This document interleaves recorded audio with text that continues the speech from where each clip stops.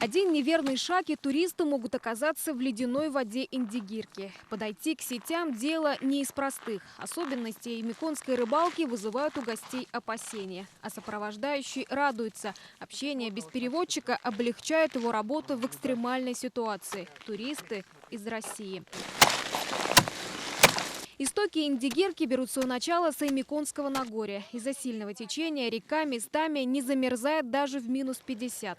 Сеть, лом, топор и зеркало – классический набор местных тружеников Голубой Нивы. Прежде чем проверить сети, рыбаки в Ямиконе используют вот такое нехитрое приспособление. С помощью зеркала они смотрят, где находятся косяки рыб. Мы сделаем сейчас то же самое. Для этого опускаем зеркало и смотрим. Ой, вот они. Вот наша будущая добыча. Подледная рыбалка – популярный туристический продукт. Путешественники радуются даже небольшому улову. Кристально чистая вода, полынья и самобытные рыбаки. Больше запоминаются эмоции и странности северной природы. Для большинства полюс холода ассоциируется с оленями. Москвич Сергей Богомазов не сторонник стереотипов. Он знал, что в Ямиконе преимущественно занимаются разведением якутских лошадей. Покататься на аборигенной породе – одна из главных целей поездки. Как ощущение? Мне кажется, он немножко, сказали, ленивый. Он на самом деле, во-первых, очень красивый. Смотри, какой он белый, красивый. Во-вторых, да нет, он не ленивый. Он отлично бодрячком пробежался рысью со мной. Мне очень понравился, он послушный, и мне с ним было просто. Туристы на мгновение могут оказаться на месте якутского коневода, который живет в глухой тайге и различает каждую лошадь из своего сотенного табуна. Сено, овес или хлеб с солью. Сделать фото на память с этими милыми животными возможно только с помощью приманки. А Ямикон на туристической карте мира появился давно. Большинство путешественников – это экстремалы. За последние 2 года число людей, желающих посетить полюс холода, увеличилось в несколько раз. В том числе это произошло за счет групповых туров. Конечно, мы не будем принимать гостей миллионами, как в Турции или в Таиланде. Но какой-то процент хочет увидеть Ямикон полюс холода, потому что это все равно как одно из чудес света. Чудес здесь действительно хватает. Ледовая штольня в селе Тамтор – отличное место, где можно спрятаться от трескучих ямиконских морозов. Круглый год здесь температура не опускается ниже -10 градусов. Мы тоже решили согреться и заодно оценить ледовые скульптуры. Здесь очень красиво. Постоянная температура обеспечивает хрупким произведением долгую жизнь. Розалия Дягилева ухаживает за этой зимней сказкой с самого открытия. За один месяц, например, в среднем сколько туристов вы встречаете здесь? Ой, не посчитала, но после Нового года, с начала января много туристов, почти каждый день.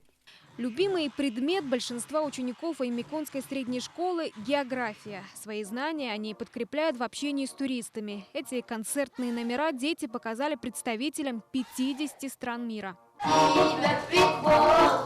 Коллектив школы ответственно подходит к своей миссии ознакомления с национальной культурой. Кроме фольклорных выступлений, дети демонстрируют якутские спортивные и настольные игры. У нас так инфраструктура не сильно развитая. Встречают только в частном доме. Если включено в эту программу, то они там показывают подледную рыбалку, тоже зарабатывают в каком-то роде. Мы не только зеркало Якутии, но зеркало всей России.